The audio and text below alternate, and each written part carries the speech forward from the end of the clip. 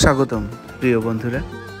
আজ আমি আপনাদের নিয়ে যাব কুয়েতের হালা ফেব্রুয়ারি উদযাপনের জগতে, যেখানে আলোকসজ্জা, সাংস্কৃতিক অনুষ্ঠান এবং ইতিহাসের মেলবন্ধন ঘটে।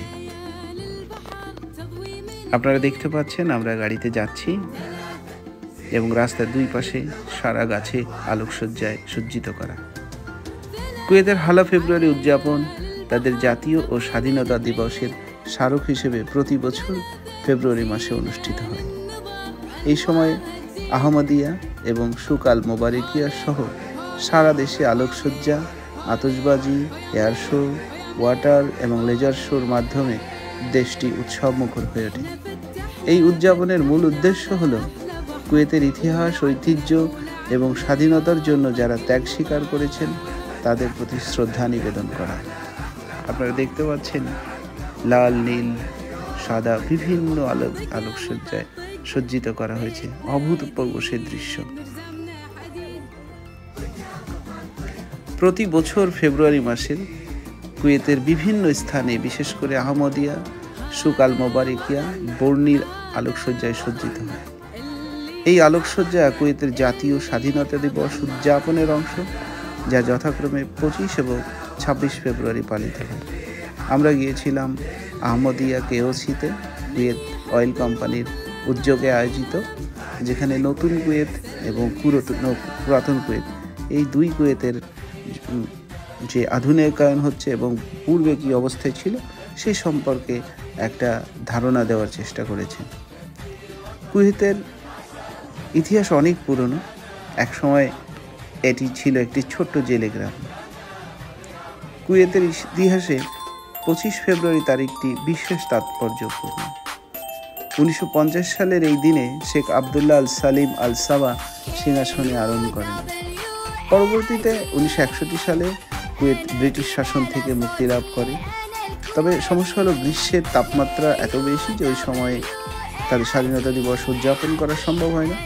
1963 সালে জাতীয় দিবস উদযাপন জুন থেকে ফেব্রুয়ারিতে স্থানান্তরিত হয়, যা শেখ আবদুল্লাহর সিংহাসনে আরোহণের তারিখের সাথে মিলে যায়।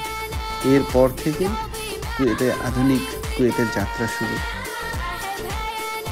1990 সালে কুয়েত ইরাক আগ্রাসনের শিকার হয় পুনরায়। দীর্ঘ 7 মাসের দখলদারিত্বের পর 1991 সালের 26 ফেব্রুয়ারি কুয়েত স্বাধীনতা পুনরুদ্ধার করে। এই দিনটি স্বাধীনতা দিবস হিসেবে পালিত হয়, যা কুয়েতিদের জন্য গভীর আবেগ ও ত্যাগের প্রতীক। আপনারা দেখতে পাচ্ছেন পুরাতন কুয়েতের কী অবস্থা ছিল, তাদের পানি উত্তোলনের একটা কুয়া, এবং আমরা সবাই প্রবাসী এবং কুয়েতি সবাই সেখানে উদযাপন করছি। এরপর আমরা নিউ কুয়েতের যে আলোকসজ্জা সেই দিকটাতে আমরা যাব এখন। এই উদযাপন মূলত কুয়েতের ইতিহাস, ঐতিহ্য ও সংস্কৃতির প্রতি গভীর শ্রদ্ধা প্রদর্শন করে। এটি কুয়েতি জনগণের দেশপ্রেম, ত্যাগ ও ঐক্যের প্রতীক, যা প্রজন্ম থেকে প্রজন্মে সঞ্চারিত হয়। আপনারা যেটা দেখতে পাচ্ছেন, এটা গভীর সমুদ্রের মধ্যে তাদের যে জেলে জীবন ছিল সেই জেলে জীবনের প্রতীক হিসেবে এটাকে তুলে ধরা হয়েছে, এবং সমুদ্রের মধ্যে ছোট ছোট মাছ খেলা করছে এটা দেখাচ্ছে। হামর ফিশ, স্টার ফিশ, যেগুলো এদের সমুদ্রে বেশিরভাগ পাওয়া যায়, সেই মাছগুলো দেখাচ্ছে।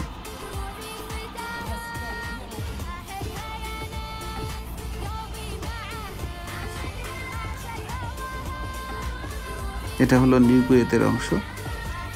এটা হলো তাদের লিবারেশন টাওয়ার বা স্বাধীনতার প্রতীক।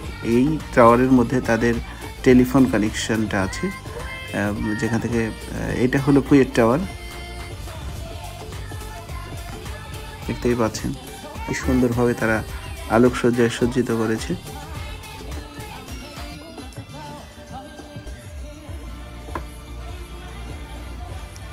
এটা হলো পানির ট্যাঙ্ক। এটা হলো তাদের জাবের আল আহমেদ কজওয়ে, যেটা ব্রিজ। তাদের আর একটা দ্বীপের সঙ্গে এটা সংযুক্ত করেছে। প্রায় 40 কিলোমিটার লম্বা এই ব্রিজটি সাগরের মধ্য দিয়ে তাদের এক প্রান্ত থেকে অন্য প্রান্তে নিয়ে গেছে।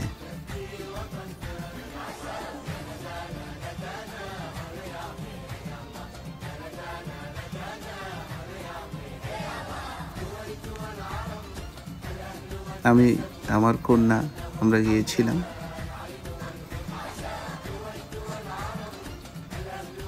আসলে হালা ফেব্রুয়ারি শুধু একটি উৎসব নয়, এটি কুয়েতের মানুষের দেশপ্রেম ও ঐক্যের প্রতীক। এই উৎসবের মাধ্যমে তারা ইতিহাসকে স্মরণ করে এবং ভবিষ্যতের দিকে এগিয়ে যাওয়ার প্রেরণা পায়। সবাইকে হালা ফেব্রুয়ারির শুভেচ্ছা, ধন্যবাদ। ভালো